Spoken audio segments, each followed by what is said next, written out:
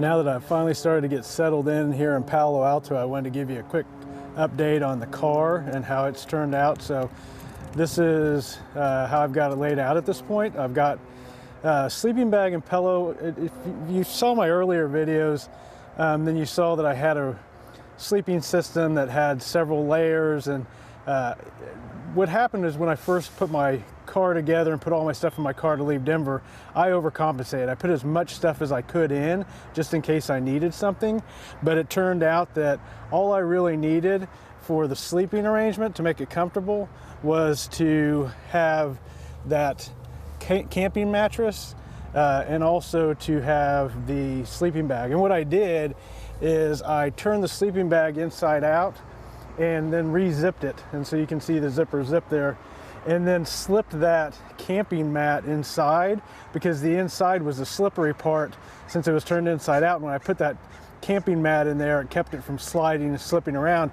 And what I realized was, in order to have a soft sleeping space, you don't need layers upon layers. You need something that has a layer of air. And so even though that camping mat's not very thick, it does a perfect job of making it so that I don't feel the hard surface below.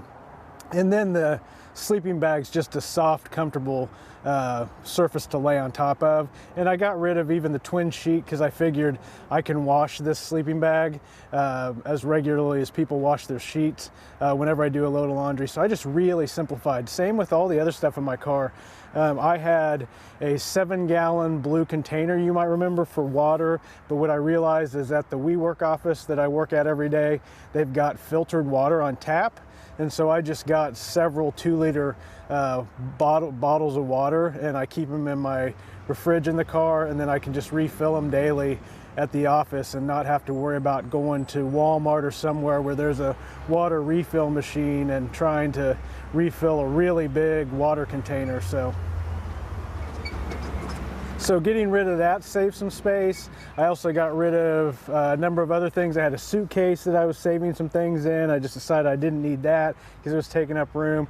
And I really, as you saw in my video when I stopped overnight at the Courtyard Marriott, I said the next morning I was going to use the dumpster to get rid of stuff. I got rid of a bunch of stuff. I really cleaned this out so that it's plenty of room in here now. It's comfortable for me to sleep.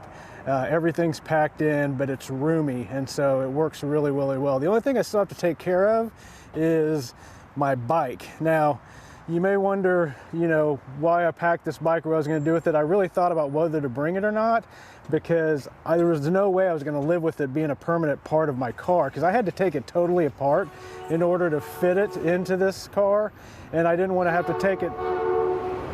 Hold on just a second.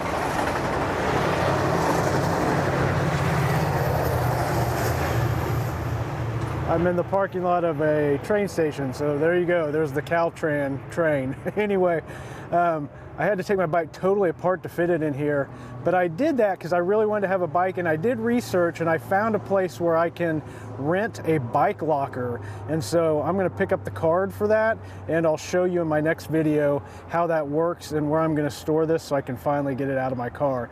But anyway, that's kind of an overview right now of the car and how everything's laid out. So like I said, just wanted to show everybody how things turned out and how this sleeping area is now laid out in a more simplified way that works really well for my needs.